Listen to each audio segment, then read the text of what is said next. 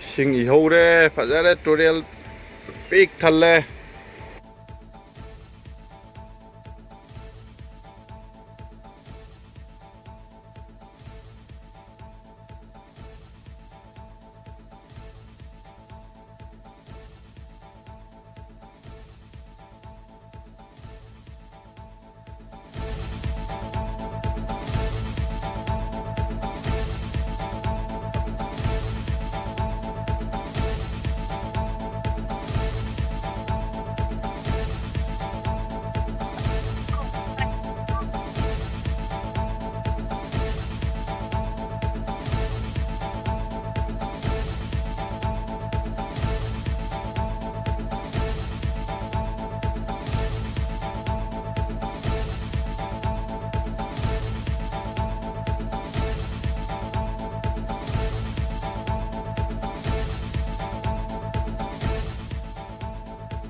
Kaya karon diri, barangay basi SKTV news ne.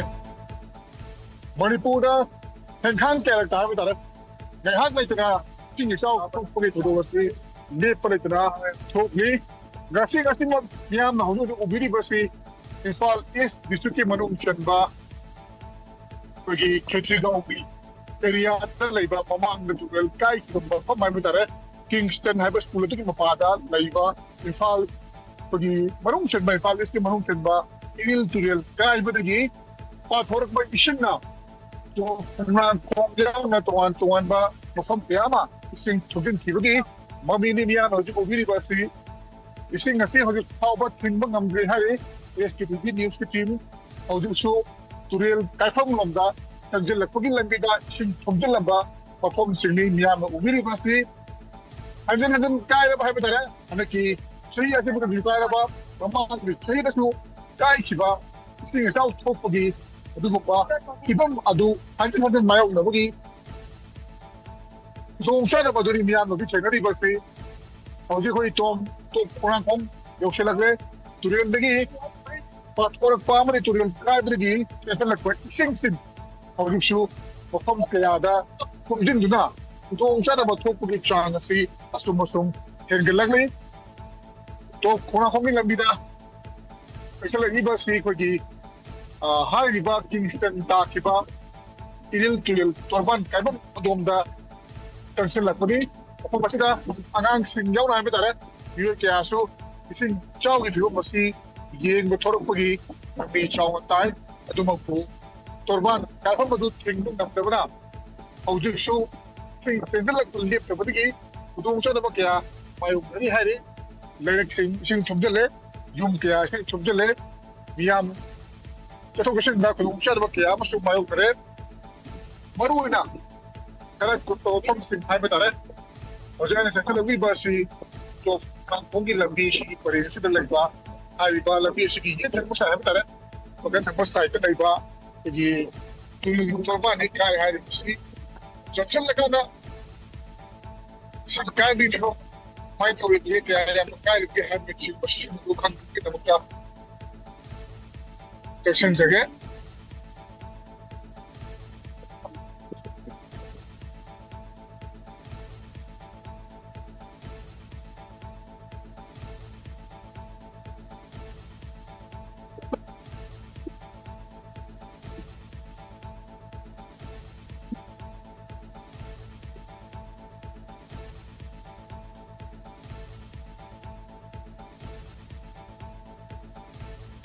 Pero ni gol no. Como no.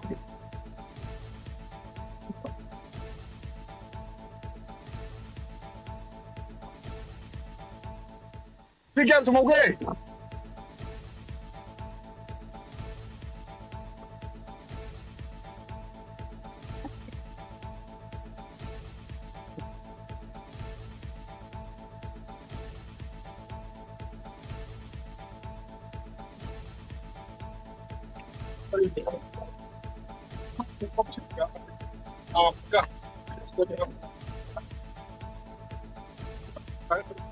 지금 조준리가 없음 겨울에 하면서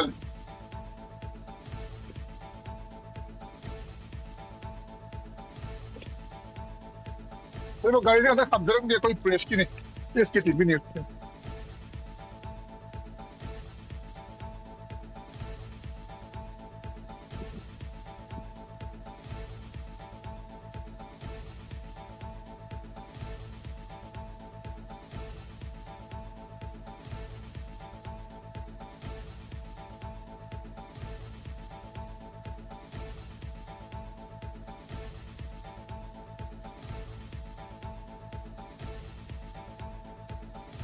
ising kaya pun kaya kaya mga siya.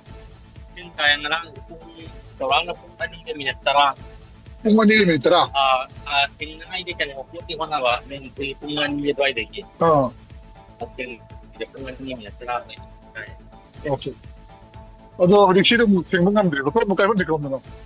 kung dahil ito yung mapata niya, Yeah. pag yung puti tingnan. Oo. Since tingnan nga din habi tara.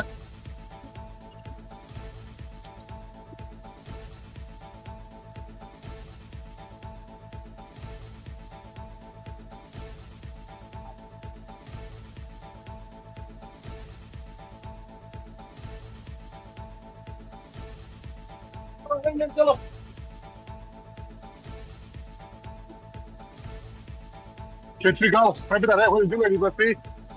Ketrigal. Amang na kahit iba't Kingston ginapahan eh kami ba? Ano da ising Irial Turial gising siya amok kaya ba lagi? Iyam na pudong sa ba? Mayroon na bagi. Mamini o di uri ba si Uriel mo lagi siya akan mamumong da siya sa lakot lagi. Ato kayo matik pudong sa ba kaya mayroon na rin maruwa na. Kapag ayam ba Imphal specific Ketrigal team lagi. Kapag ayam ba to kung ang hongil ang biyaw na ising sundan na ising siya lakot lagi.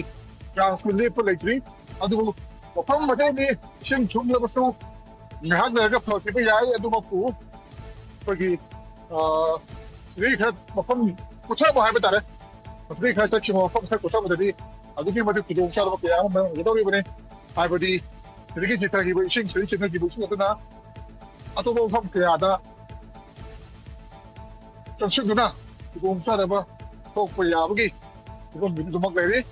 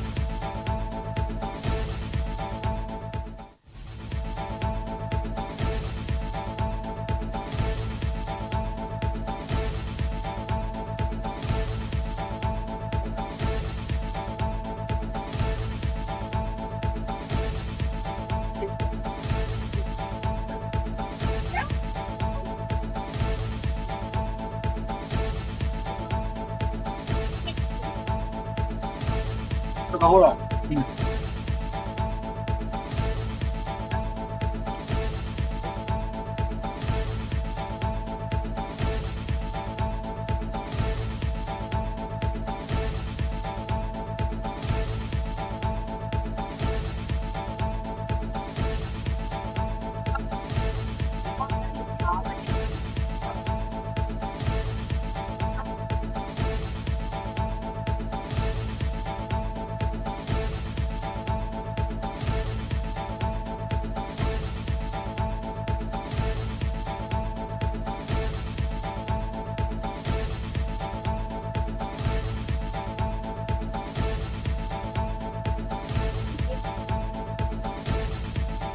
Itu yang dah kena betul. Kan kita lapan. Terus dia masih yang kapal kamu.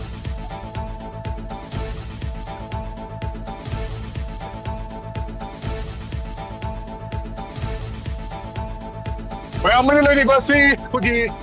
Ketri Gawi. Mapada Kingston, mapada Turian Ising kaya pergi. Udik. Ising pa for passion maram Oregon na Ketri Gawi mo ayam ba ising sundan na ꯍꯥꯏꯔꯤꯕ ꯏꯁꯤꯡ ꯀꯥꯏꯔꯤꯕ ꯃꯐꯝ ꯑꯁꯤ ꯃꯃꯥꯡꯗ ꯀꯥꯏꯈꯤꯕ ꯃꯐꯝ ꯍꯥꯏꯕ ꯇꯥꯔꯦ ꯏꯔꯤꯜ ꯇꯨꯔꯦꯜꯒꯤ ꯇꯣꯔꯕꯥꯟ ꯀꯤꯡꯁꯇꯟꯒꯤ ꯃꯄꯥ ꯍꯥꯏꯅ ꯈꯪꯅꯔꯤꯕ ꯃꯐꯝ ꯑꯗꯨꯗ ꯀꯥꯏꯔꯛꯄꯗꯒꯤ ꯊꯤꯡꯕ ꯉꯝꯗꯕ ꯍꯧꯖꯤꯛ ꯐꯥꯎꯕ ꯊꯤꯡꯕ ꯉꯝꯗꯦ ꯂꯦꯞꯄ ꯂꯩꯇꯅ ꯏꯁꯤꯡꯁꯤ ꯆꯦꯟꯁꯤꯜꯂꯛꯂꯦ ꯍꯥꯏꯕ ꯇꯥꯔꯦ ꯍꯧꯈꯤꯕ ꯅꯣꯡꯃ ꯅꯤꯅꯤ ꯍꯨꯝꯅꯤ ꯑꯁꯤꯗ ꯆꯨꯈꯤꯕ ꯅꯣꯡꯅ ꯃꯔꯝ ꯑꯣꯏꯔꯀꯥꯟꯗ ꯇꯣꯉꯥꯟ ꯇꯣꯉꯥꯟꯕ ꯏꯝꯐꯥꯜ ꯑꯁꯤ ꯃꯐꯝꯁꯤꯡ ꯂꯝꯂꯥ ꯌꯥꯎꯅ ꯃꯐꯝ ꯀꯌꯥꯁꯤꯡ ꯊꯣꯛꯂꯕ ꯃꯇꯨꯡꯗ ꯍꯥꯏꯔꯤꯕ ꯃꯐꯝꯁꯤꯡ ꯑꯗꯨꯗꯒꯤ ꯆꯤꯊꯔꯛꯄ ꯏꯁꯤꯡ ꯑꯗꯨ ꯏꯔꯤꯜ ꯇꯨꯔꯦꯜꯒꯤ ꯏꯃꯥꯏ ꯑꯁꯤ ꯋꯥꯡꯈꯠꯂꯛꯄꯅ ꯃꯔꯝ ꯑꯣꯏꯔꯀꯥꯟꯗ ꯃꯄꯥ ꯑꯁꯤꯗ ꯍꯥꯏꯕꯗꯤ ꯃꯃꯥꯡꯗ ꯀꯥꯏꯈꯤꯕ ꯃꯄꯥ ꯑꯁꯤꯗ ꯑꯃꯨꯛ ꯍꯟꯅ ꯏꯁꯤꯡ ꯀꯥꯏꯕꯗꯒꯤ ꯈꯨꯗꯣꯡꯆꯥꯗꯕ ꯑꯗꯨꯛꯀꯤ ꯃꯇꯤꯛ ꯃꯥꯌꯣꯛꯅꯔꯤ ꯍꯥꯏꯕ ꯇꯥꯔꯦ ꯑꯩꯒꯤ ꯍꯦꯛ ꯇꯨꯡꯗ ꯎꯕꯤꯔꯤꯕ ꯑꯁꯤ ꯏꯁꯤꯡ ꯀꯥꯏꯕꯗꯒꯤ ꯇꯨꯔꯦꯟꯗꯒꯤ ꯆꯪꯁꯤꯜꯂꯛꯄ ꯏꯁꯤꯡꯅ ꯑꯗꯨꯛꯀꯤ ꯃꯇꯤꯛ ꯈꯨꯗꯣꯡꯆꯥꯗꯕ ꯀꯌꯥ ꯑꯃ ꯊꯦꯡꯅꯔꯤ ꯍꯥꯏꯕ ꯇꯥꯔꯦ ꯍꯧꯖꯤꯛ ꯍꯧꯖꯤꯛꯃꯛ ꯑꯩꯈꯣꯏꯒꯤ ꯀꯥꯏꯔꯤꯕ ꯇꯨꯔꯦꯜ ꯏꯁꯤꯡ ꯀꯥꯏꯔꯤꯕ ꯃꯐꯝ ꯑꯗꯨ ꯊꯤꯡꯕ ꯉꯝꯗ꯭ꯔꯤ ꯊꯤꯡꯕ ꯉꯝꯗ꯭ꯔꯒꯁꯨ ꯇꯣꯉꯥꯟ ꯇꯣꯉꯥꯟꯕ ꯚꯣꯂꯨꯟꯇꯤꯌꯔꯁꯤꯡ ꯂꯩꯀꯥꯏ ꯑꯁꯤꯒꯤ ꯃꯤꯌꯥꯝ ꯑꯃꯗꯤ ꯑꯦꯝ ꯑꯦꯜ ꯑꯦꯒꯤ ꯃꯤꯑꯣꯏ ꯀꯌꯥꯅ ꯏꯁꯤꯡ ꯊꯤꯡꯕ ꯉꯝꯅꯕ ꯍꯣꯠꯅꯔꯤ ꯑꯗꯨꯕꯨ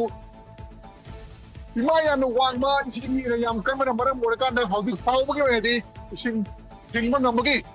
ꯑꯣꯏꯊꯣꯛꯄ ꯑꯗꯨ ꯂꯩꯇ꯭ꯔꯤ ꯍꯥꯏꯕ ꯇꯥꯔꯦ ꯏꯃꯥꯁꯨ ꯃꯌꯦꯡ ꯇꯥꯗ꯭ꯔꯤ ꯑꯗꯨꯒ ꯑꯩꯈꯣꯏꯒꯤ ꯃꯐꯝ ꯑꯁꯤꯒꯤ ꯌꯨꯝ ꯀꯌꯥ ꯏꯁꯤꯡꯅ ꯊꯨꯝꯖꯤꯟꯈ꯭ꯔꯦ ꯃꯃꯥꯡꯗꯁꯨ ꯍꯟꯗꯛꯀꯤ ꯆꯍꯤꯁꯨ ꯊꯨꯝꯈꯤꯕ ꯃꯃꯥꯡꯒꯤ ꯆꯍꯤꯗꯁꯨ ꯊꯨꯝꯈꯤꯕ ꯍꯟꯖꯤꯟ ꯍꯟꯖꯤꯟꯅ ꯏꯁꯤꯡ ꯀꯥꯏꯔꯕ ꯏꯝꯐꯥꯜ ꯑꯩꯈꯣꯏꯒꯤ ꯏꯝꯐꯥꯜ ꯏꯁꯀꯤ ꯃꯅꯨꯡ ꯆꯟꯕ ꯈꯦꯇ꯭ꯔꯤ ꯑꯋꯥꯡ ꯂꯩꯀꯥꯏꯗ ꯂꯩꯕ ꯑꯩꯈꯣꯏꯒꯤ ꯏꯔꯤꯜ ꯇꯨꯔꯦꯜꯒꯤ ꯑꯗꯨꯒꯨꯝꯕ ꯇꯨꯔꯦꯜ ꯇꯣꯔꯕꯥꯟ ꯀꯥꯏꯕꯒꯤ ꯑꯣꯏꯔꯤꯕ ꯐꯤꯕꯝꯅꯤ ꯍꯥꯏꯕ ꯇꯥꯔꯦ ꯇꯣꯉꯥꯟ ꯇꯣꯉꯥꯟꯕ ꯃꯦꯇꯤꯔꯤꯌꯦꯜꯁꯤꯡ ꯁꯤꯖꯤꯟꯅꯔꯀꯥꯟꯗ ꯏꯁꯤꯡ ꯀꯥꯏꯔꯤꯕ ꯑꯗꯨꯒ ꯏꯁꯤꯡ ꯇꯨꯔꯦꯜ ꯇꯣꯔꯕꯥꯟ ꯀꯥꯏꯔꯤꯕ ꯃꯐꯝ ꯑꯗꯨ ꯊꯤꯡꯕ ꯉꯝꯅꯕ ꯍꯣꯠꯅꯕꯒꯤ ꯃꯃꯤꯁꯨ ꯆꯥꯏ ꯃꯁꯤꯅꯤ ꯍꯧꯖꯤꯛ ꯑꯣꯏꯔꯤꯕ ꯐꯤꯕꯝ ꯀꯌꯥꯔꯛ ꯍꯟꯅ ꯀꯥꯏꯔꯕ ꯑꯩꯈꯣꯏꯒꯤ ꯈꯦꯇ꯭ꯔꯤ ꯑꯋꯥꯡ ꯂꯩꯀꯥꯏꯒꯤ ꯀꯤꯡꯁꯇꯟ ꯃꯄꯥꯒꯤ ꯑꯗꯨꯒꯨꯝꯂꯕ ꯇꯨꯔꯦꯜꯒꯤ ꯇꯣꯔꯕꯥꯟ ꯑꯗꯨ ꯉꯁꯤꯁꯨ ꯑꯃꯨꯛ ꯀꯥꯏꯔꯦ ꯃꯌꯥꯝ ꯂꯣꯏꯅꯃꯛ ꯊꯨꯝꯂꯦ ꯍꯧꯖꯤꯛ ꯌꯨꯝ ꯀꯌా ꯑꯃ ꯏꯁꯤꯡꯅ ꯊꯨꯝꯖꯤꯜꯂꯦ ꯗꯨꯀꯥꯟ ꯑꯗꯨꯒ ꯇꯣꯉꯥꯟ ꯇꯣꯉꯥꯟꯕ ꯃꯐꯝ ꯀꯌꯥ ꯑꯃ ꯏꯁꯤꯡꯅ ꯊꯨꯝꯖꯤꯜꯂꯦ ꯑꯗꯨꯒ ꯁꯤꯗꯒꯤ ꯆꯦꯟꯊꯈꯤꯕ ꯃꯇꯝꯗ ꯑꯩꯈꯣꯏꯒꯤ ꯀꯣꯡꯕ ꯌꯥꯎꯅ ꯀꯣꯡꯄꯥꯜ ꯌꯥꯎꯅ ꯃꯐꯝ ꯀꯌꯥꯁꯨ ꯏꯁꯤꯡꯁꯤ ꯑꯃꯨꯛ ꯊꯨꯝꯕꯒꯤ ꯈꯨꯗꯣꯡꯆꯥꯗꯕ ꯑꯗꯨ ꯃꯥꯌꯣꯛꯅꯒꯗꯧꯔꯤꯕꯅꯤ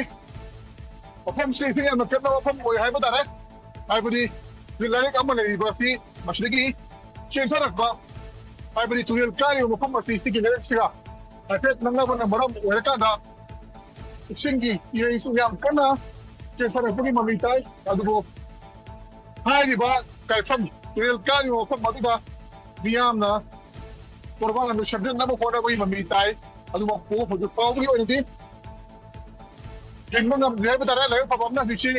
ꯅꯣꯡ ꯃꯪꯉꯝꯕꯗꯒꯤ ꯅꯨꯡꯁꯥꯗꯤ ꯁꯥꯗꯣꯔꯛꯑꯦ ꯑꯗꯨꯃꯛꯄꯨ ꯑꯩꯈꯣꯏꯒꯤ ꯏꯃꯥꯏꯗꯤ ꯍꯟꯊꯕ ꯂꯩꯇ꯭ꯔꯤ ꯍꯥꯏꯕ ꯇꯥꯔꯦ ꯃꯔꯨꯑꯣꯏꯅ ꯏꯝꯐꯥꯜ ꯏꯁꯀꯤ ꯃꯅꯨꯡ ꯆꯟꯕ ꯂꯝꯂꯥꯏ ꯍꯥꯏꯔꯤꯕ ꯀꯦꯟꯗ꯭ꯔ ꯑꯁꯤꯒꯤ ꯌꯥꯏꯉꯪꯄꯣꯛꯄꯤ ꯌꯥꯎꯅ ꯇꯣꯉꯥꯟ ꯇꯣꯉꯥꯟꯕ ꯃꯐꯝ ꯀꯌꯥꯗ ꯏꯁꯤꯡ ꯆꯪꯉꯛꯈꯤꯕ ꯑꯃꯗꯤ ꯃꯗꯨꯗꯒꯤ ꯆꯤꯊꯔꯛꯈꯤꯕ ꯏꯁꯤꯡꯁꯤꯡ ꯑꯗꯨꯁꯨ ꯏꯔꯤꯜ ꯇꯨꯔꯦꯜꯗ ꯇꯥꯔꯤꯕꯅꯤ ꯑꯗꯨꯅ ꯃꯔꯝ ꯑꯣꯏꯔꯀꯥꯟꯗ ꯏꯔꯤꯜ ꯇꯨꯔꯦꯜꯁꯤ ꯏꯃꯥꯏ ꯈꯋꯥꯡ ꯋꯥꯡꯈꯠꯂꯛꯅꯕ ꯃꯆꯥꯛ ꯑꯣꯏꯕ ꯑꯗꯨꯒ ꯍꯧꯈꯤꯕ ꯅꯤꯅꯤ ꯍꯨꯝꯅꯤ ꯑꯁꯤꯗ ꯑꯀꯟꯕ ꯃꯑꯣꯡꯗ ꯅꯣꯡ ꯆꯨꯈꯤꯕ ꯑꯗꯨꯅ ꯃꯔꯝ ꯑꯣꯏꯔꯀꯥꯟꯗ ꯑꯗꯨꯛꯀꯤ ꯃꯇꯤꯛ ꯏꯃꯥꯏ ꯋꯥꯡꯈꯠꯂꯛꯄꯗꯒꯤ ꯃꯃꯥꯡꯗ ꯀꯥꯏꯈꯤꯕ ꯀꯤꯡꯁꯇꯟꯒꯤ ꯃꯄꯥ ꯀꯤꯡꯁꯇꯟ ꯍꯥꯏꯔꯤꯕ ꯁ꯭ꯀꯨꯜ ꯑꯁꯤꯒꯤ ꯃꯄꯥꯗ ꯇꯨꯔꯦꯜꯁꯤ ꯀꯥꯏꯗꯨꯅ ꯃꯤꯌꯥꯝꯅ ꯈꯨꯗꯣꯡꯆꯥꯗꯕ ꯑꯗꯨ ꯃꯥꯌꯣꯛꯅꯔꯛꯄꯅꯤ ꯍꯧꯖꯤꯛ ꯐꯥꯎꯕꯒꯤ ꯑꯣꯏꯅ ꯑꯩꯈꯣꯏꯒꯤ ꯋꯥꯇꯔ ꯔꯤꯁꯣꯔꯁꯦꯁ ꯗꯤꯄꯥꯔꯠꯃꯦꯟ ꯅꯠꯇ꯭ꯔꯒ ꯑꯩꯈꯣꯏꯒꯤ SDRF NDRF ꯒꯤ ꯀꯦꯝꯕ ꯂꯥꯛꯄꯅꯆꯤꯡꯕꯒꯤ ꯑꯗꯨꯒꯨꯝꯕ ꯋꯥꯐꯝꯗꯤ ꯑꯗꯨꯒꯨꯝꯕ ꯃꯃꯤꯗꯤ ꯃꯁꯤꯗ ꯇꯥꯗꯦ ꯑꯗꯨꯕꯨ ꯂꯣꯀꯦꯜ ꯚꯣꯂꯨꯟꯇꯤꯌꯔꯁꯤꯡꯅ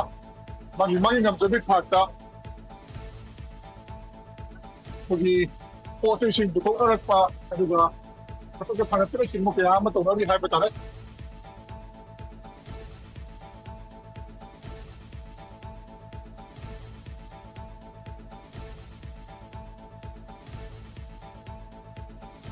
ꯍꯣꯏ ꯑꯗꯨꯝ ꯀꯌꯥꯗ ꯄꯨꯡ ꯀꯌꯥꯗ ꯀꯥꯏꯕꯅꯣ ꯏꯁꯤꯡꯁꯦ 바로 엄마까지 가요. ꯃꯥꯔꯣꯁꯦ ꯑꯍꯤꯡ ꯍꯥꯏꯇꯥꯔꯦ 아니, ꯑꯗꯣ ꯃꯐꯝꯁꯤ ꯀꯌꯥꯝ ꯆꯥꯎꯅ ꯀꯥꯏꯕꯅꯣ 컴퓨터에 우리 신세, 스틱이나 야뭐 하이드냐, 뭐 저랑야 좀 야매 어디 이장 공부 아니면 왜 ꯀꯥꯏꯕ ꯄꯨꯔꯦꯕ 아니 예, 매일 가요. ꯑꯗꯨꯁꯦ ꯇꯣꯉꯥꯟ ꯃꯔꯤꯅꯕ ꯗꯤꯄꯥꯔꯠꯃꯦꯟꯒꯤ ꯍꯥꯏꯇꯥꯔꯦꯀꯣ ꯇꯨꯔꯦꯜꯒꯤ ꯇꯣꯔꯕꯥꯟ ꯀꯥꯏꯔꯤꯕꯁꯤ ꯁꯦꯝꯖꯤꯟꯅꯕ ꯀꯔꯤ ꯃꯇꯦꯡ ꯂꯩꯕꯒꯦ ꯑꯗꯨꯒ ꯍꯧꯖꯤꯛ ꯁꯦꯝꯖꯤꯟꯕ ꯉꯝꯕꯁꯦ ꯃꯇꯝ ꯀꯌꯥꯝ ꯆꯪꯒꯅꯤ ꯈꯜꯂꯤ ꯁꯤꯒꯤ ꯀꯟꯗꯤꯁꯟꯁꯤꯗ ꯑꯣꯏꯔꯒꯗꯤ ꯃꯇꯝ ꯈꯤꯇꯪ ꯆꯪꯒꯗꯕ ꯃꯥꯜꯂꯦꯅ ꯈꯜꯂꯤ ꯑꯩꯒꯤ ꯃꯣꯠꯇꯗꯤ ꯑꯗꯣ ꯑꯊꯨꯕ ꯃꯇꯝꯗ ꯒꯣꯔꯃꯦꯟꯒꯤ ꯁꯥꯏꯠꯇꯒꯤꯁꯨ ꯑꯩꯈꯣꯏꯒꯤ ꯂꯩꯔꯤꯕ ꯗꯤꯄꯥꯔꯠꯃꯦꯟꯒꯤ ꯁꯥꯏꯠꯇꯒꯤꯁꯨ ꯑꯊꯨꯕ ꯃꯇꯝꯗ ꯃꯤꯠꯌꯦꯡ ꯆꯪꯍꯟꯅꯤꯡꯉꯦ ꯌꯥꯝ ꯊꯨꯅ ꯑꯊꯨꯕ ꯃꯇꯝꯗ ꯍꯥꯏꯗꯤ ꯁꯤꯒꯤ ꯀꯟꯗꯤꯁꯟꯁꯦ ꯌꯥꯝꯅ ꯀꯔꯤ ꯑꯣꯏꯕ ꯀꯟꯗꯤꯁꯟꯅꯦꯕ ꯑꯊꯤꯕ ꯍꯥꯏꯇꯥꯔꯦ ꯃꯔꯨ ꯑꯣꯏꯅ ꯃꯃꯥꯡꯗ ꯀꯥꯏꯔꯤꯕ ꯃꯐꯝꯁꯦ ꯍꯟꯖꯤꯟ ꯀꯥꯏꯔꯤꯁꯦ ꯃꯁꯤ ꯁꯦꯝꯖꯤꯟꯕ ꯐꯖꯅ ꯑꯣꯏꯍꯧꯗꯕꯒꯤꯔ ꯅꯠꯇ꯭ꯔꯒꯅ ꯃꯁꯤꯗꯩꯁꯤꯗ ꯂꯩꯉꯥꯛꯀꯤ ꯑꯣꯏꯕ ꯃꯤꯠꯌꯦꯡ ꯆꯪꯕ ꯋꯥꯠꯄꯒꯤꯅꯤ ꯈꯟꯕꯤꯕ꯭ꯔꯥ ꯀꯩ ꯍꯥꯏꯕꯤꯅꯤꯡꯉꯤ ꯂꯩꯉꯥꯛꯀꯤ ꯑꯣꯏꯕ ꯃꯤꯠꯌꯦꯡ ꯈꯔ ꯆꯪꯕ ꯋꯥꯠꯄꯅꯦ ꯍꯥꯏꯕ ꯇꯥꯔꯦ ꯑꯗꯨꯒ ꯁꯦꯝꯕꯗꯤ ꯍꯧꯔꯛꯑꯕ ꯑꯗꯨ ꯅꯣꯡꯁꯤꯅ ꯃꯔꯝ ꯑꯣꯏꯔꯒ ꯅꯪꯍꯧꯗꯕꯅꯦ ꯍꯥꯏꯇꯥꯔꯦ ꯁꯦꯝꯕꯗꯤ ꯍꯧꯔꯦ ꯑꯗꯨꯕꯨ ꯅꯣꯡꯁꯤꯅ ꯃꯔꯝ ꯑꯣꯏꯔꯀꯥꯟꯗ ꯑꯩꯈꯣꯏꯒꯤ ꯃꯄꯨꯡ ꯐꯥꯅ ꯁꯦꯝꯖꯤꯟꯕ ꯅꯪꯍꯧꯗꯕ ꯑꯗꯨꯒ ꯌꯥꯝꯅ ꯀꯥꯏꯒꯟꯕ ꯃꯐꯝ ꯑꯣꯏꯕꯅ ꯃꯔꯝ ꯑꯣꯏꯔꯀꯥꯟꯗ ꯁꯦꯝꯕ ꯂꯣꯏꯗ꯭ꯔꯤꯕ ꯑꯀꯟꯕ ꯃꯐꯝ ꯊꯣꯛꯏꯕ ꯑꯗꯨꯅ ꯈꯪꯍꯧꯗꯅ ꯇꯨꯔꯦꯜꯒꯤ ꯏꯁꯤꯡ ꯏꯃꯥꯏ ꯋꯥꯡꯈꯠꯂꯛꯄ ꯑꯗꯨꯒ ꯅꯣꯡ ꯀꯟꯅ ꯆꯨꯔꯛꯄ ꯃꯇꯝꯗ ꯃꯁꯤ ꯀꯥꯏꯅꯅꯕꯒꯤ ꯇꯣꯔꯕꯥꯟ ꯑꯁꯤ ꯀꯥꯏꯅꯅꯕꯒꯤ ꯃꯔꯝ ꯑꯗꯨ ꯑꯣꯏ ꯍꯥꯏꯕꯅꯤ ꯁꯤꯗꯒꯤ ꯆꯠꯅꯔꯤꯕ ꯏꯁꯤꯡꯁꯤ ꯑꯩꯈꯣꯏꯒꯤ ꯄꯨꯡ ꯍꯥꯏꯕ ꯇꯥꯔꯦ ꯄꯨꯡ ꯄꯣꯡꯄꯥꯜꯂꯣꯝꯗ ꯇꯥꯔꯀꯥꯟꯗ ꯍꯥꯏꯕꯗꯤ ꯃꯐꯝ ꯍꯧꯖꯤꯛ ꯏꯁꯤꯡ ꯆꯥꯎꯔꯤꯕ ꯃꯐꯝ ꯑꯁꯤ ꯏꯔꯤꯜ ꯇꯨꯔꯦꯜꯗꯒꯤ ꯀꯥꯏꯔꯛꯄ ꯇꯨꯔꯦꯜ ꯇꯣꯔꯕꯥꯟ ꯀꯥꯏꯔꯛꯄꯗꯒꯤ ꯌꯦꯊꯔꯛꯄ ꯏꯁꯤꯡ ꯑꯁꯤ ꯏꯔꯤꯜ ꯇꯨꯔꯦꯜ ꯁꯣꯝꯗ ꯂꯩꯔꯦ ꯃꯃꯥꯡꯗ ꯂꯩꯔꯦ ꯑꯗꯨꯒ ꯁꯣꯝ ꯅꯥꯀꯟꯗ ꯑꯩꯈꯣꯏꯒꯤ ꯀꯣꯡꯕ ꯇꯨꯔꯦꯜ ꯂꯩꯍꯧꯕ ꯇꯨꯔꯦꯜ ꯑꯅꯤꯒꯤ ꯃꯔꯛꯅꯤ ꯑꯗꯨꯅ ꯀꯣꯡꯕ ꯇꯨꯔꯦꯜꯗꯁꯨ ꯇꯥꯕ ꯌꯥꯎꯒꯗꯧꯔꯤꯕꯅꯤ ꯀꯣꯡꯕ ꯇꯨꯔꯦꯜ ꯏꯁꯤꯡꯁꯨ ꯑꯩꯈꯣꯏꯒꯤ ꯏꯃꯥꯏꯁꯨ ꯍꯦꯟꯒꯠꯂꯛꯄ ꯌꯥꯕꯒꯤ ꯐꯤꯕꯝ ꯂꯩꯔꯤ ꯃꯔꯝꯗꯤ ꯏꯔꯤꯜ ꯇꯨꯔꯦꯜ ꯀꯥꯏꯕꯗꯒꯤ ꯆꯦꯟꯊꯔꯛꯄ ꯏꯁꯤꯡ ꯑꯁꯤ ꯀꯣꯡꯕ ꯇꯨꯔꯦꯜꯗ ꯇꯥꯁꯟꯒꯗꯧꯔꯤꯕꯅꯤ ꯑꯗꯨꯅ ꯀꯣꯡꯕ ꯇꯨꯔꯦꯜꯒꯤ ꯅꯥꯒꯦꯇ ꯂꯩꯕ ꯃꯤꯌꯥꯝꯁꯨ ꯏꯁꯤꯡ ꯏꯃꯥꯏ ꯍꯦꯟꯒꯠꯂꯛꯄꯒꯤ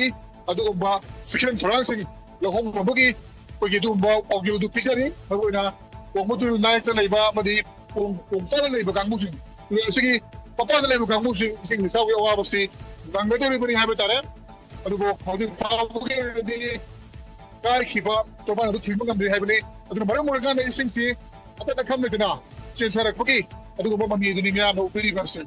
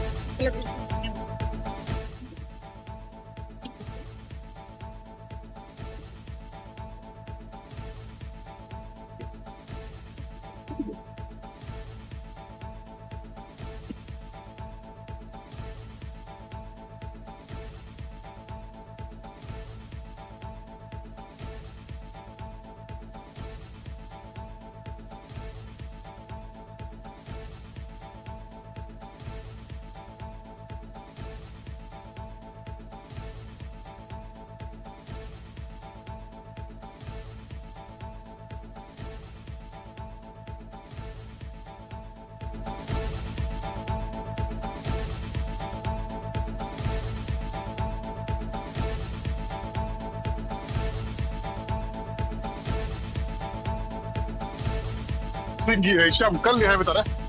ꯑꯗꯨꯅ ꯆꯠꯄꯗ ꯈꯨꯗꯣꯡꯆꯥꯗꯕ ꯃꯥꯌꯣꯛꯅꯕ ꯆꯤꯡꯒꯤ ꯏꯔꯩ ꯌꯥꯝ ꯀꯜꯂꯤ ꯃꯔꯨꯑꯣꯏꯅ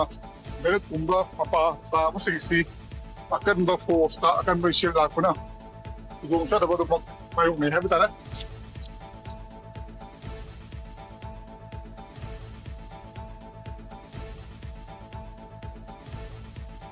ꯏꯔꯤꯜ ꯇꯨꯔꯦꯜ ꯀꯥꯏꯕꯗꯒꯤ ꯈꯦꯇ꯭ꯔꯤ ꯑꯋꯥꯡ ꯂꯩꯀꯥꯏ ꯏꯁꯤꯡꯅ ꯄꯨꯡ ꯊꯨꯝꯖꯤꯜꯂꯦ ꯑꯗꯨꯒ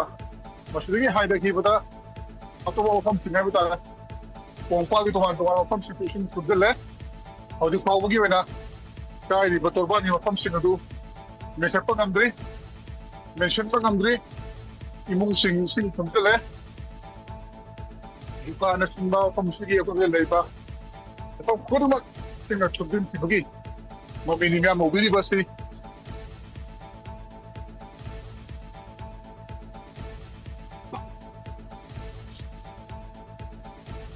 yumda swang yo bel na ya bitare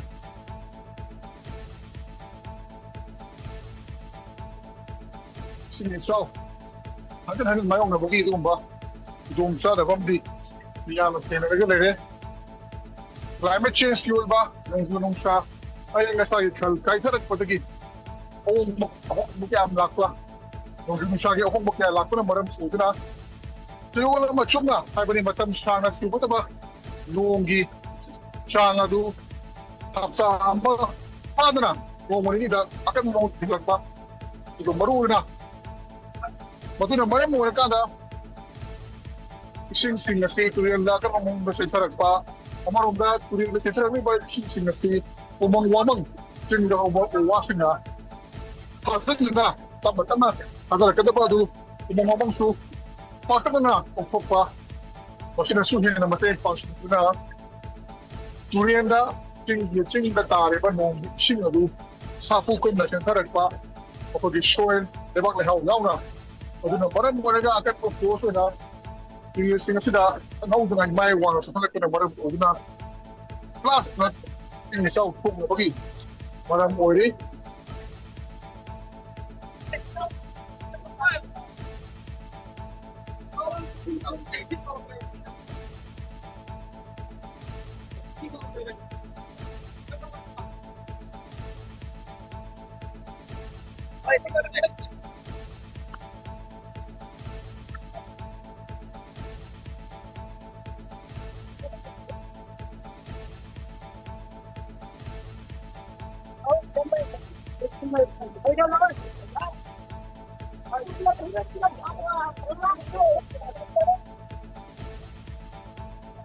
kuji tuyen kaibam gi apa swai hai batare swai da kuji leiba sangdum amadi pulap makha se wel mak chen thakre hai tare kai ba structure sickness su na hak la ga di singi isial se le tra ga di mani su chen thagi bo yab gi adu ba chingna bo lai hai batare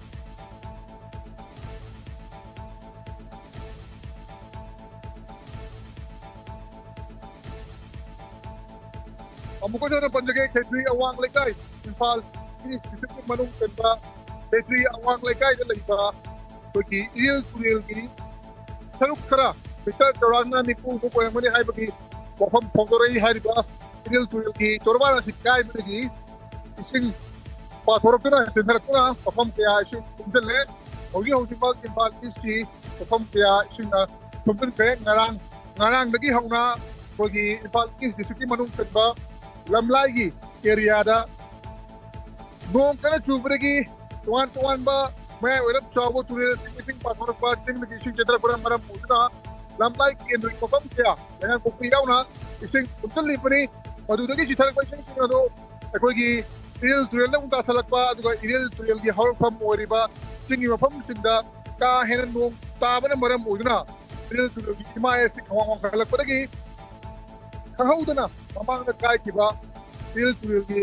K3 awang lai kai gi Kingston school ma pahane kanori ba o madura amuga na kai duna ori utramasi o helaki bani yam na kumsar ba kyawa mayo nari kahi kuding isin chawba kanga tuna chahi ga mata anje ka kholo ki mo lakpa masine maram olega Manipur da au kiba English ngani kulhom do gi me awum gi irang ko paragi miyam na Semenong gi film da duki mate kudong chata na ringai marak asda hanin ising chawbagi tawdong asna pagi du koi ngai da len taba awaba ki matakta amugena awaba ha pai ba du maduda yaurabra haina miyam sitati shwan manatana upai tena khangli ni kayama magi process hondong mari yum kai sing che thaki ba su yauri duga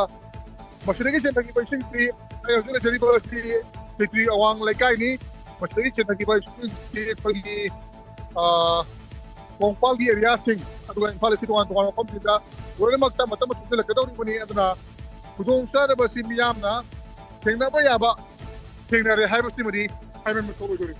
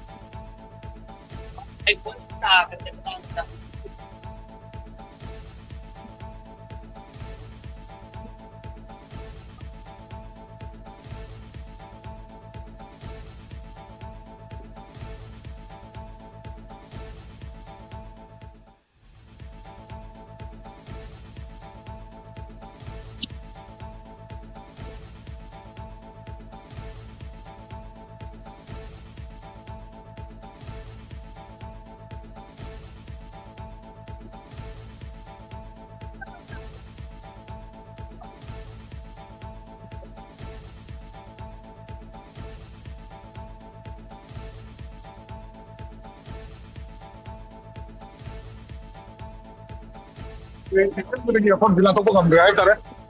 ꯑꯗꯨꯕꯨ ꯇꯞ ꯇꯞꯅ ꯂꯥꯟꯊꯣꯛꯄ ꯌꯥꯅꯕ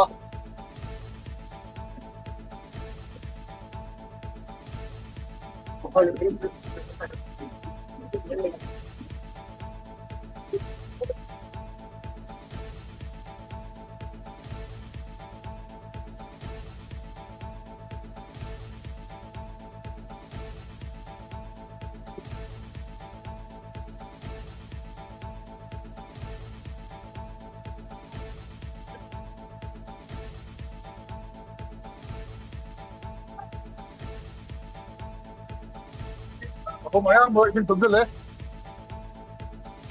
ꯀꯪꯂꯥꯒꯤ ꯂꯧ ꯄꯨꯈ꯭ꯔꯤ farm ꯂꯣꯏꯅꯃꯛ ꯏꯁꯤꯡ ꯊꯨꯝꯖꯤꯟꯈ꯭ꯔꯦ ꯍꯥꯏꯕ ꯇꯥꯔꯦ ꯑꯗꯨꯕꯨ ꯏꯁꯤꯡ ꯏꯆꯥꯎ ꯈꯨꯗꯤꯡꯒꯤ ꯁꯨꯡꯍꯣꯡ ꯍꯣꯡꯗꯕ ꯊꯧꯗꯣꯛ ꯑꯃ ꯍꯥꯏꯔꯒꯗꯤ ꯏꯁꯤꯡ ꯆꯥꯎꯔꯒ ꯁꯥꯐꯒꯗꯕ ꯑꯦꯔꯤꯌꯥꯗ ꯃꯐꯝꯗ ꯍꯣꯡꯖꯤꯜꯂꯒ ꯑꯗꯨꯒ ꯆꯠꯂꯒ ꯂꯩꯕꯒꯤ ꯃꯍꯨꯠꯇ ꯂꯝꯕꯤ ꯁꯣꯔꯣꯛꯇ ꯏꯁꯤꯡ ꯆꯥꯎꯔꯤꯕ ꯃꯐꯝ ꯑꯗꯨꯗ ꯊꯣꯔꯛꯑꯒ ꯌꯦꯡꯕ ꯚꯥꯕꯨ ꯑꯣꯏꯕ ꯍꯥꯏꯕ ꯇꯥꯔꯦ ꯃꯗꯨꯒꯤ ꯊꯧꯑꯣꯡꯁꯤꯃꯗꯤ ꯏꯁꯤꯡ ꯆꯥꯎꯕ ꯈꯨꯗꯤꯡꯒꯤ ꯁꯨꯡꯍꯣꯡ ꯍꯣꯡꯗꯕ ꯊꯧꯑꯣꯡ ꯑꯃ ꯑꯣꯏꯔꯦ ꯑꯗꯨꯕꯨ ꯃꯁꯤ ꯍꯧꯖꯤꯛꯃꯛꯀꯤ ꯑꯣꯏꯅ ꯈꯨꯗꯣꯡꯊꯤꯕ ꯊꯣꯛꯇꯕꯒꯤ ꯃꯌꯥꯝꯅ ꯍꯔꯥꯎꯅ ꯅꯨꯡꯉꯥꯏꯅ ꯌꯦꯡꯅꯕꯅꯤ ꯑꯗꯨꯕꯨ ꯏꯁꯤꯡ ꯏꯔꯩꯁꯤꯅ ꯁꯦꯟꯊꯥꯈꯤꯗꯅ ꯅꯠꯇ꯭ꯔꯒꯅ ꯏꯁꯤꯡ ꯂꯨꯞꯈꯤꯕ ꯇꯥꯔꯒꯗꯤ ꯍꯦꯟꯒꯠꯂꯛꯇꯨꯅ ꯃꯌꯥꯝꯁꯦ ꯈꯤꯅꯕ ꯌꯥꯎꯒꯗꯧꯔꯤꯕꯅꯤ ꯑꯗꯨꯕꯨ ꯍꯧꯖꯤꯛ ꯐꯥꯎꯕꯒꯤ ꯑꯣꯏꯅꯗꯤ ꯑꯉꯥꯡꯗꯒꯤ ꯍꯧꯔꯒ ꯅꯨꯄꯤꯁꯤꯡ ꯐꯥꯎꯕ ꯏꯁꯤꯡ ꯏꯆꯥꯎ ꯌꯦꯡꯕ ꯊꯣꯛꯅꯔꯛꯂꯤ ꯑꯗꯨꯒ ꯌꯨꯝ ꯀꯌꯥꯁꯨ ꯏꯁꯤꯡꯅ ꯁꯥꯐꯒꯗꯕ ꯃꯐꯝꯁꯤꯡꯗ ꯀꯩꯃ ꯑꯣꯏꯅ ꯈꯔ ꯐꯒꯗꯕ ꯃꯐꯝꯗ ꯆꯠꯂꯒ ꯂꯩꯕꯅ ꯐꯠꯇ꯭ꯔꯣ ꯁ꯭ꯋꯥꯏ ꯂꯩꯔꯗꯤ ꯆꯦꯟꯊꯈ꯭ꯔꯗꯤ ꯀꯃꯥꯏꯅ ꯇꯧꯅꯤ ꯑꯉꯥꯡꯁꯤꯡꯁꯨ ꯆꯦꯟꯊꯈ꯭ꯔꯗꯤ ꯀꯃꯥꯏꯅ ꯇꯧꯅꯤ ꯑꯩꯅ ꯈꯔ ꯍꯥꯏꯔꯨꯕꯗꯩꯗꯤ ꯑꯣꯟꯊꯣꯛꯑ ꯆꯠꯈꯤꯕꯁꯨ ꯌꯥꯎꯔꯦ ꯍꯥꯏꯇꯥꯔꯦ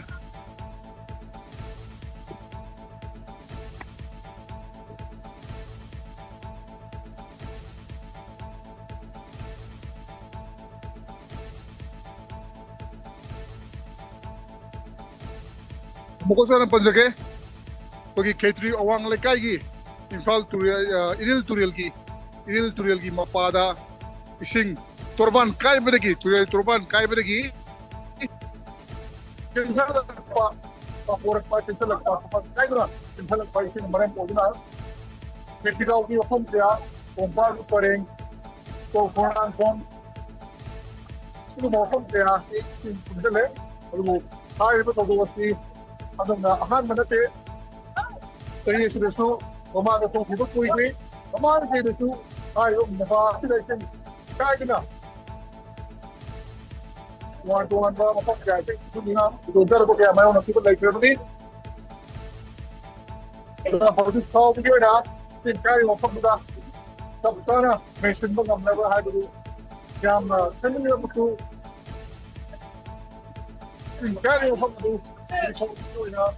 ꯑꯗꯨ ꯃꯦꯟꯁꯤꯟꯕ ꯉꯝꯗꯕ ꯁꯦꯝꯖꯤꯟꯕ ꯉꯝꯗꯕꯅ ꯈꯨꯗꯣꯡꯆꯥꯗꯕꯒꯤ ꯆꯥꯡ ꯑꯁꯤ ꯑꯁꯨꯛꯀꯤ ꯃꯇꯤꯛ ꯍꯦꯟꯒꯠꯂꯛꯀꯗ꯭ꯔꯥ ꯍꯥꯏꯕꯒꯤ ꯃꯤꯄꯥꯏꯕ ꯐꯥꯎꯅꯔꯤ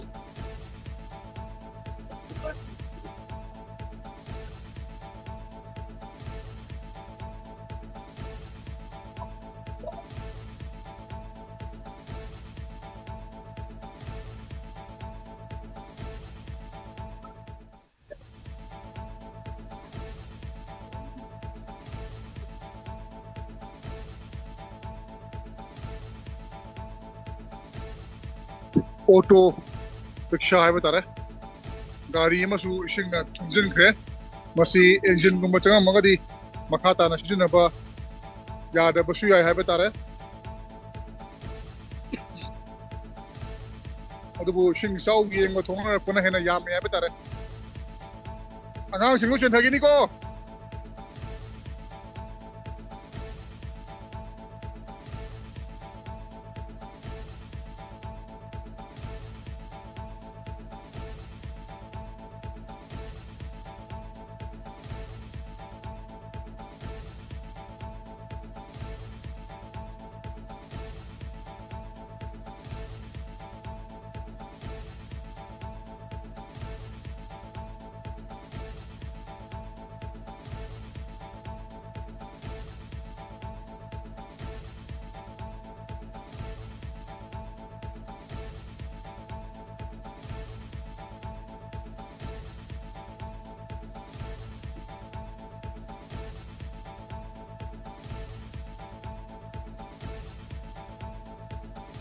ꯆꯦꯟꯗꯒꯅꯤ ꯌꯥꯝꯅ ꯏꯔꯩ ꯀꯩꯅꯣ ꯃꯐꯝ ꯆꯠꯀꯅꯨꯀꯣ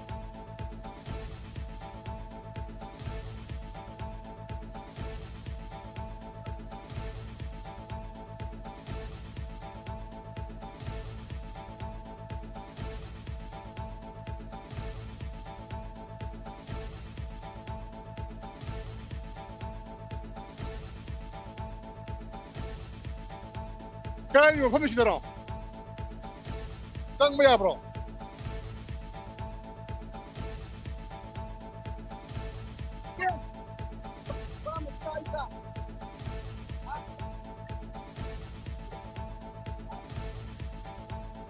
ꯑꯩꯈꯣꯏꯒꯤ ꯏꯁꯤꯡ ꯀꯥꯏꯔꯤꯕ ꯃꯐꯝꯗꯨꯗ ꯆꯪꯕ ꯌꯥꯕ꯭ꯔꯥ ꯑꯝꯇ ꯌꯦꯡꯖꯒꯦ ꯍꯥꯏꯕꯗꯤ ꯃꯔꯨ ꯑꯣꯏꯅ ꯀꯥꯏꯐꯝꯗꯨꯗ ꯁꯦꯝꯖꯤꯟꯗ꯭ꯔꯒꯗꯤ ꯃꯈꯥ ꯇꯥꯅ ꯑꯩꯈꯣꯏꯒꯤ 이시 정찰락가다 말았나 지금까지 펌두라 정라가 다다이 파우바 금질라보게 하비루 수미암도 뽀롬저게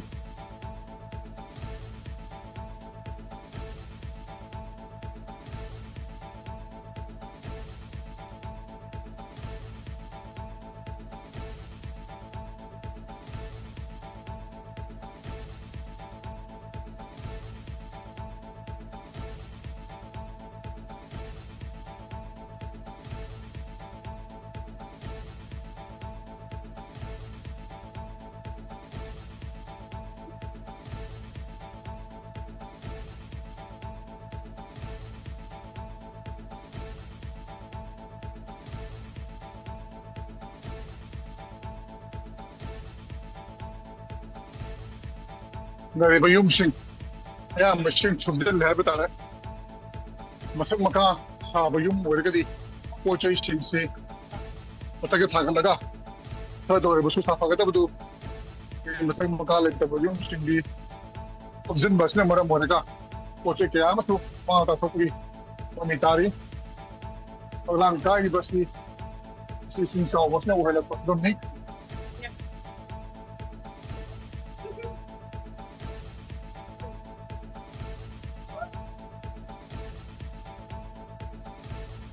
그 모퉁다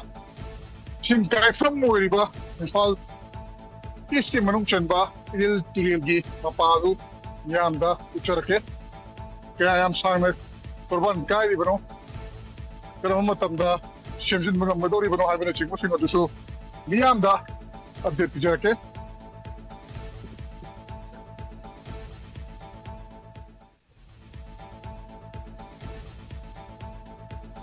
ꯑꯗꯨꯕꯨ ꯏꯁꯤꯡ ꯆꯥꯎꯕꯒꯤ ꯃꯇꯝꯗ ꯈ꯭ꯋꯥꯏꯗꯒꯤ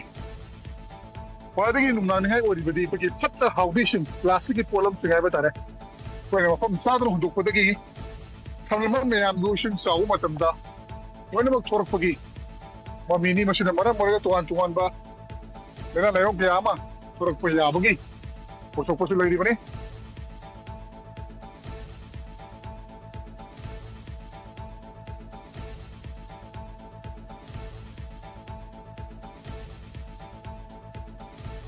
ꯁꯤꯅ ꯑꯃꯨꯛ ꯈꯔ ꯇꯣꯡꯉꯦ ꯍꯥꯏꯕ ꯇꯥꯔꯦ ꯑꯗꯨꯕꯨ ꯅꯥꯒꯦꯠꯇ ꯂꯣꯏꯅꯃꯛ ꯇꯨꯡꯁꯤꯟꯕꯒꯤ ꯃꯃꯤ ꯇꯥꯔꯤ ꯁꯤꯗꯒꯤ ꯆꯠꯂꯒ ꯇꯨꯔꯦꯜ ꯀꯥꯏꯐꯝ ꯍꯥꯏꯕ ꯇꯥꯔꯦ ꯇꯨꯔꯦꯜꯒꯤ ꯇꯣꯔꯕꯥꯟ ꯀꯥꯏꯐꯝꯗ ꯊꯦꯡꯅꯒꯗꯧꯔꯤꯕꯅꯤ ꯃꯐꯝ ꯑꯗꯨꯗ ꯀꯌꯥ ꯌꯥꯝꯅ ꯏꯁꯤꯡ ꯀꯥꯏꯕꯒꯦ ꯇꯣꯔꯕꯥꯟ ꯀꯥꯏꯔꯤꯕ ꯃꯐꯝꯁꯤ ꯀꯌꯥꯝ ꯁꯥꯡꯕꯒꯦ ꯍꯥꯏꯕꯗꯨꯁꯨ ꯃꯌꯥꯝꯗ ꯈꯪꯍꯟꯖꯔꯛꯀꯦ ꯃꯅꯤꯄꯨꯔꯗ ꯃꯔꯨꯑꯣꯏꯅ ꯏꯝꯐꯥꯜꯗ ꯀ꯭ꯂꯥꯁ ꯌꯥꯝꯅ ꯊꯨꯅ ꯊꯣꯛꯄ ꯏꯆꯥꯎ ꯑꯁꯤ ꯑꯅꯧꯕ ꯑꯣꯏꯗ꯭ꯔꯦ ꯍꯥꯏꯕ ꯇꯥꯔꯦ ꯅꯣꯡ ꯈꯔ ꯍꯦꯛ ꯆꯨꯕꯒ ꯏꯆꯥꯎ ꯊꯣꯛꯄ ꯃꯁꯤꯒꯤ ꯃꯔꯨꯑꯣꯏꯕ ꯃꯔꯝ ꯍꯥꯏꯔꯒꯗꯤ ꯆꯨꯔꯤꯕ ꯅꯣꯡ ꯑꯗꯨ ꯆꯌꯣꯜ ꯑꯃ ꯆꯨꯞꯅ ꯍꯥꯟꯅ ꯆꯍꯤ ꯀꯨꯟ ꯀꯨꯟꯊ꯭ꯔꯥꯒꯤ ꯃꯃꯥꯡꯗ ꯆꯍꯤ ꯇꯔꯥꯒꯤ ꯃꯃꯥꯡꯗ ꯆꯨꯔꯛꯄ ꯅꯣꯡ ꯆꯨꯕꯒꯤ ꯃꯑꯣꯡ ꯃꯇꯧ ꯊꯤꯂꯤ ꯊꯤꯂꯤ ꯍꯥꯏꯕ ꯋꯥꯍꯩꯁꯤ ꯃꯥꯡꯈꯤꯕ ꯅꯣꯡ ꯊꯤꯂꯤ ꯊꯤꯂꯤ ꯆꯨꯏ ꯍꯥꯏꯕ ꯋꯥꯍꯩꯁꯤ ꯍꯧꯖꯤꯛꯇꯤ ꯃꯥꯡꯈ꯭ꯔꯦ ꯑꯉꯥꯡꯁꯤꯡꯅ ꯈꯪꯗ꯭ꯔꯦ ꯃꯔꯝꯗꯤ ꯅꯣꯡ ꯊꯤꯂꯤ ꯊꯤꯂꯤ ꯆꯨꯕꯒꯤ ꯊꯧꯑꯣꯡ ꯑꯁꯤ ꯎꯈꯤꯗ꯭ꯔꯕ ꯌꯥꯝꯁꯤꯜꯂꯛꯄ ꯍꯥꯏꯕ ꯇꯥꯔꯦ ꯃꯇꯝꯁꯤ ꯊꯤꯂꯤ ꯊꯤꯂꯤ ꯍꯥꯏꯕ ꯋꯥꯍꯩꯁꯤ ꯅꯣꯡꯗꯨ ꯇꯞꯅ ꯇꯞꯅ ꯃꯇꯝ ꯁꯥꯡꯅ ꯆꯨꯕꯗꯨꯕꯨ ꯊꯤꯂꯤ ꯊꯤꯂꯤ ꯆꯨꯏ ꯍꯥꯏꯅ ꯃꯤꯌꯥꯝꯅ ꯍꯥꯏꯅꯕꯅꯤ ꯑꯗꯨꯕꯨ ꯍꯥꯏꯔꯤꯕ ꯃꯗꯨꯒꯤ ꯅꯣꯡ ꯆꯨꯕꯒꯤ ꯄꯦꯇꯔꯟꯗꯨ ꯑꯍꯣꯡꯕ ꯂꯥꯛꯈꯤꯕ ꯌꯥꯝꯅ ꯀꯟꯕ ꯅꯣꯡꯁꯤꯡ ꯑꯇꯩ ꯃꯇꯝꯗ ꯆꯨꯁꯤꯟꯕ ꯑꯗꯨꯅ ꯃꯔꯝ ꯑꯣꯏꯔꯀꯥꯟꯗ ꯆꯥꯎꯁꯤ ꯑꯅꯧꯕ ꯑꯣꯏꯗꯣꯏꯅꯤ ꯍꯥꯏꯕ ꯇꯥꯔꯦ ꯊꯦꯡꯕ ꯉꯝꯈ꯭ꯔꯕꯣ ꯉꯝꯗ꯭ꯔꯤ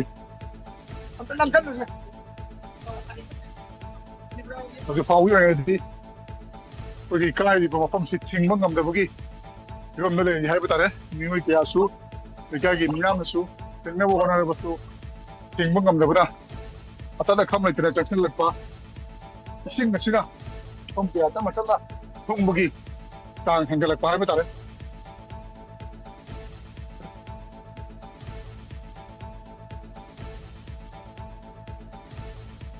ꯔꯦꯜ ꯀꯥꯏꯐꯝ ꯃꯄꯥ ꯌꯧꯁꯤꯜꯂꯛꯂꯦ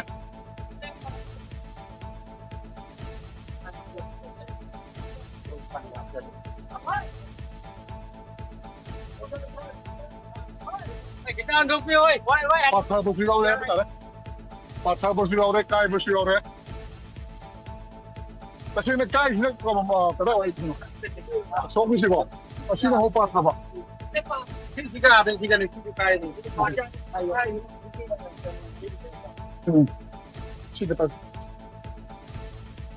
मफम सिरि कोई रिल तुरेल हाइबा तारे रिल तुरेल दि कारिबो मफम हाइबा तारे याम हेक वीडियो सोम लेरे केमरा सोम तरा बिउ ले मफम सिदम तोरा सांगे 100 मीटर बु योगदो हाइ तारे पाथोपा अमदि तोबन काय बियाउना पुन्ना मीटर सी चामरोम योसिन लेप लेतना सेंसन लई अदुगा मसलेसिदा डिपार्टमेंट नि मेन दोसिनि मियो यमता उदि होदि फावबगी ओइना अदु इसिंदि सेंसन लक बोले तबना मरा मोरका ने इम्फाल लिस्टि मफम आयाम्बा लोइमक तम तम छुंदिलकबगी ममी दुबि लाइ खोबना लोंग हांखिबा नुसाखा खाकबसिना खरा उदुम चाबा हंगद्रा हाइबगी हाजबो लेरेगसु इसिंगी माइसि अंधाबो लेट्रि हाइबा तारे याम हेक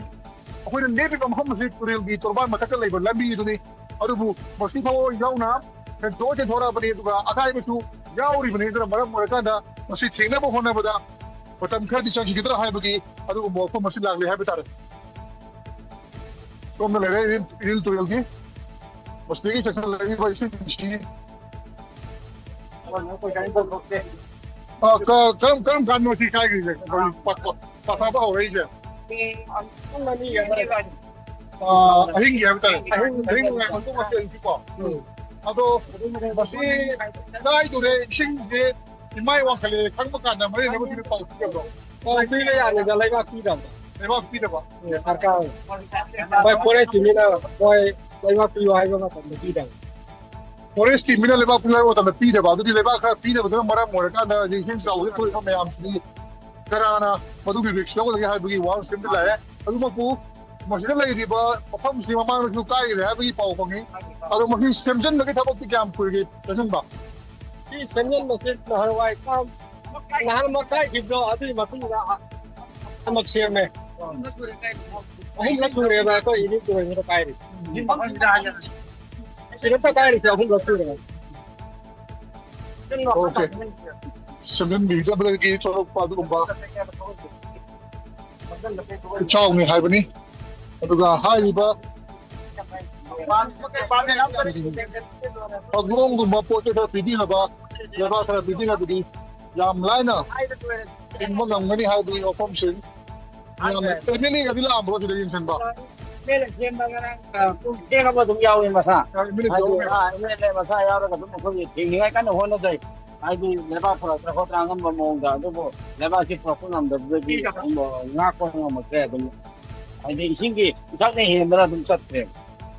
ओके या मकै दि मसि काइगना ओनर मी हाइबने दुबु नमक्तबदगी अदुगा लेबा पियो हाइबसि पोरोसना अयाबा पिलेक्तबदगी किन लेबा सि पोरागा तंगदबा दु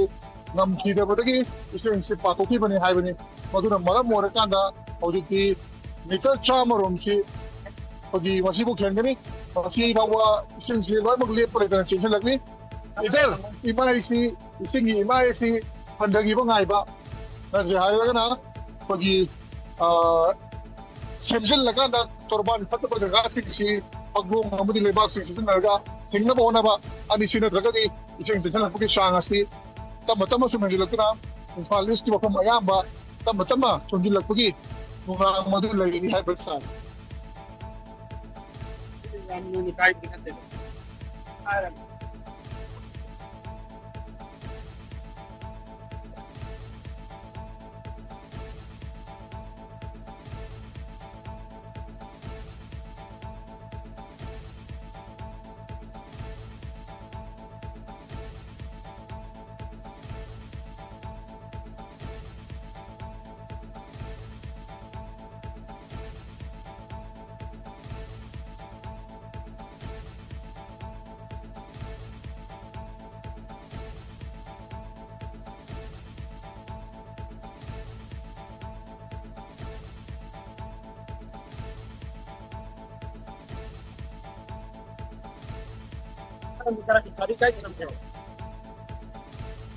Gariro.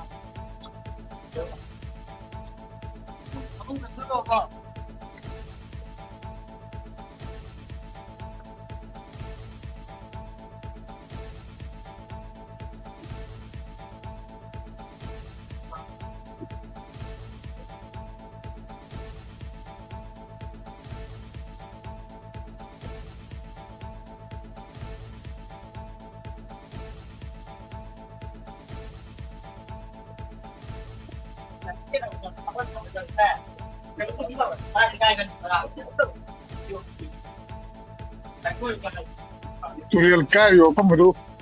section below the section housely have a tare. Yam Luchana carry that way. I am Mana Pakorapa Aduga Lagaji, Masak and Basal Kaiba, the Mana Moragation Sinisi, Social Lakmani, the Boshan Laiba, Bapamasi, Sauragna, Puggy, Mr. Chama, he must have Mr. Chama, he must have Pakorapa Amadi. Lagay yung matak ang masok siyang kaya kasi sila kuway ba na imay ang habang ay ba ito na upay na rin nawa kung masinigin na siya din di harga na haglong siyang tuwan-tuwan ba raw materials kaya pipila kanda o na ba na tragedi masi imay ang haba ngay ba ito na upay na rin rin ano ba kawin pa mo ngayon ng department ng niyam ta uhong ta ba ngayon si niyam ta o sa uhong ta ba sina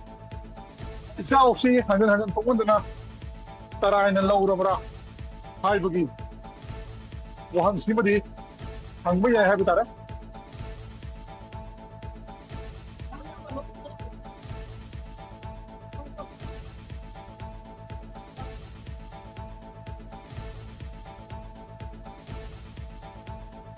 Siamo sulle faglie.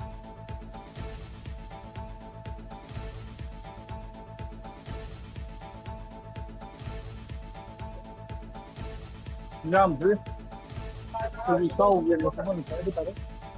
Ay iba mo takit na. Ay ba? Ibang tender ito ho yawi.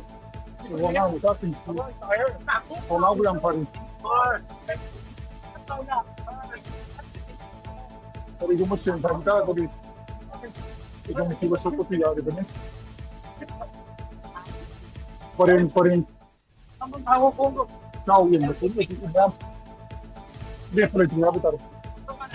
Ano ko na pagdagya? Quay lâu nè. Imphal East, Philippine manung san ba? Hello. Idil tugel torban ka ibrigi amadi pa pa ko di. Odi mo pam piya sin mo tugile. Odi siyo torban simin ba? Nam dring hai bitare. But never seen the Water Resources Department. Since our National Disaster Response Force, SDRF, आणि मग form Wendy उद्री आहे तारे अदुगा सिंसी late पले तरंगा था अयो तुम अदी रोयगा काय की बनी कुर्बान दे अदुगा पाथोरा कोसो पाथोरा की बनी तो खतरे पाथोरा है खतरे में काय रे अदुगो पाथो को दसु मशीन में नंबर काय बदसु एक नंबर है मशीन से अदुमक लेट पले तरा ते फरक पदरा मरम वरगा Imphal East yung kamayamba, turil naman di, yung mo turil, marag talaga yung naman di, yung South Country, kaya na, sa sila mayong ng bagi, gami.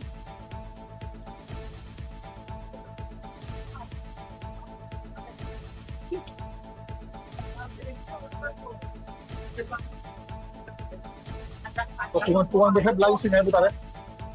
Okay, let's go. Like every time I got things out by yung parang matutunda o bilang na ba hindi tuwan ka bit ng version ito ba nandito ay kayo dito agora se você vai ter uma eu vou fazer um documento o que eu queria ter livrar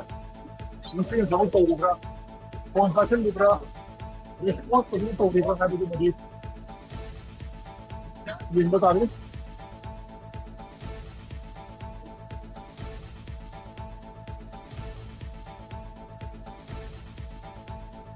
तुम जब ना पाओ ना ये phrase में रिवाज इसको कभी ये देखिए मतलब सेकंड सेकंड ठीक ना तो उसको सेकंड लेगा बता रहे वो जी मखा हम बस वही भाई वो ना मत स्पेंड करती होगी वो ना मत ट्राई भी नहीं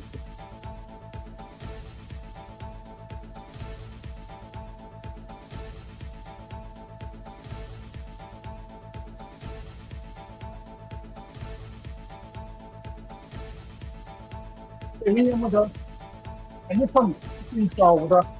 Jadi macam tu kita dah bawa awak channel bawa awak. Jadi ni awak itu mai orang ni tu. Ini yang macam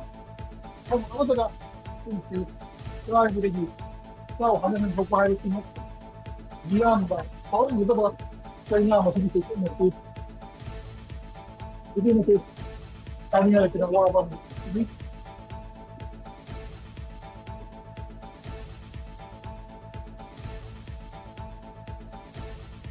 Ini macam kali.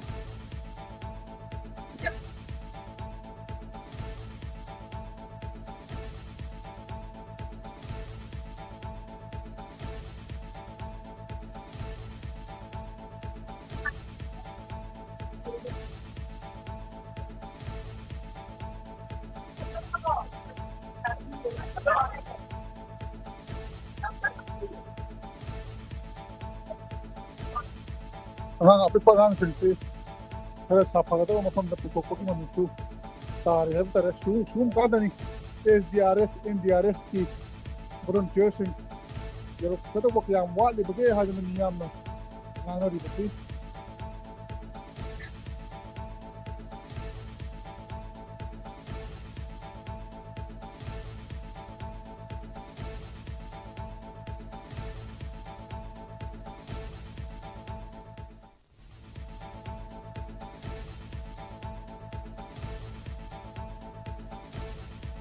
Meaning kai ba la bi nam phagi bot kya pa siyaw re không kya da Manipur si sim ko sim lam moi ba ga ji sampak da turel tra tien ba sim de ki se thar pa ko da ram da Turinta dapat pinagasi mahusag yung iba. Jadi mungkin sabi ako mula ko matanda. Kasi matip yung cara may mga pamali. Oray, masuda na menu restaurant na menu karam na yung sami yung kaya harap ni tadi mari regasi.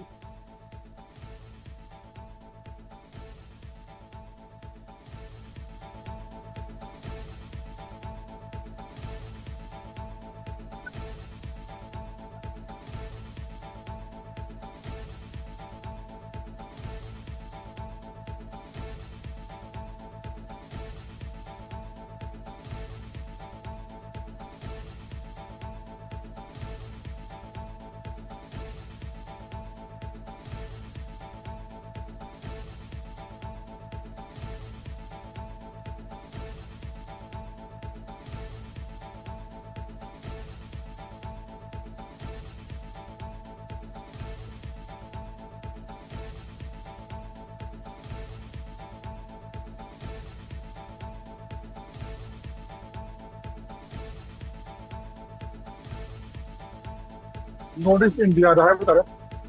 India ki almost samba lamgal investigation ni sida ban India da ba hai na bata kwai ki sum sau kan ba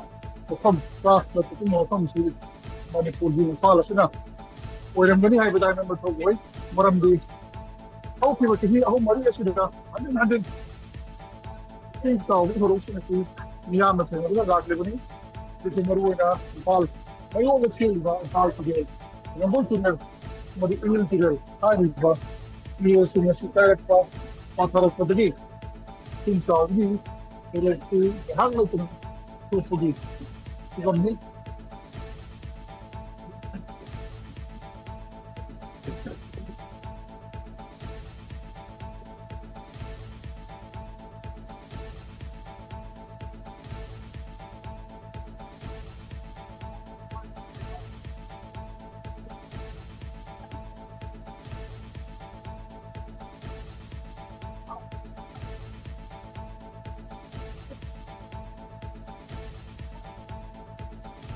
Iki dalam poket. Sudah keputus. Sampai siapa? Kau tiba di sana pada. Jangan itu macam mana baik mereka. Kalau belum jelas tu, apa yang mereka dah dari ada.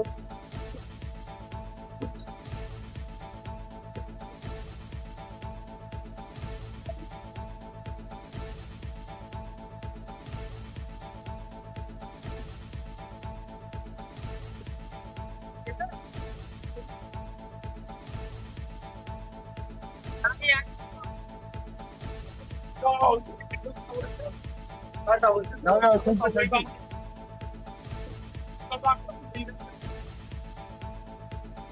Orang ini betul betul kalau nak orang. Ah. Saya dulu. Sudah. Okey, sudah. Ay, jadi kita kami. Ah, tidak dia nak apa? Tidak dia nak apa?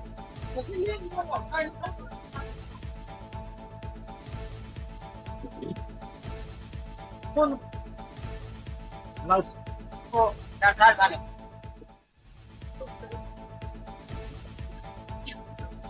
Ah.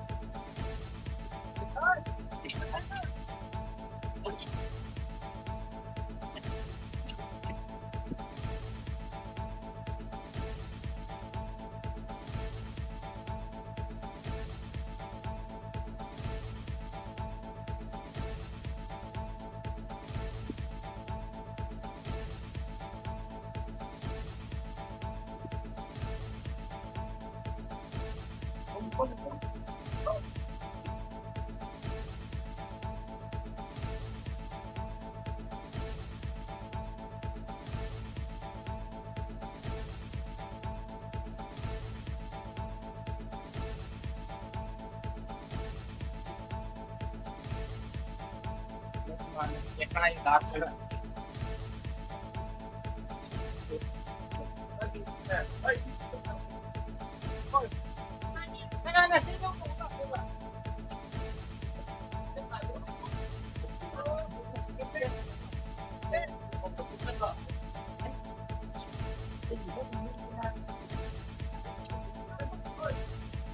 สิ่งสาวที่สุ่มเลี้ยบเลยที่ให้มาตัดเฮ้ยยี่หิวมาตั้งด่ายี่เฮ้ยกูสมัยนี้อุบิเหตุบสิคนที่ที่เรียกว่าในใจกิจกรรมที่เป็นลันดีจริงผมสิ่งที่มันทำให้สิ่งที่สุดเลยก็นะสิ่งที่อาสาว่าปริญญาเลยไม่สิ่งที่สุ่มเนี่ยอะดูก่ะมาสิ่งที่เฮ้ยแต่สิ่งที่ภาษาอุคัยเลยมันสุ่มไปไปตัดเลยดูนะผมมุตุเอลกินมารักอะดูก่ะผมมุตุเอลกินมามั่งอิลตุเอลกินะมันนี่ต้องภาษาอุคัยมายากียาอินฟาลิสที่ผมอายามสิ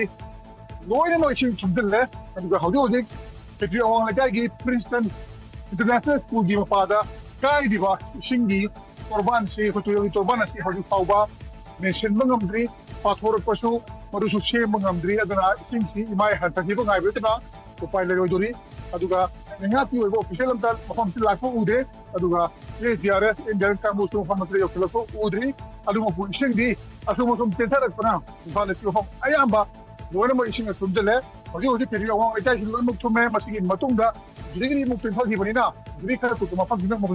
tumba ko mo gani Pamaldo siya mo pa mo ke Hoji hindi SKTV di mo pa mo gani ba Kaya may yung Premshan Period awang ita Imphal Ustisre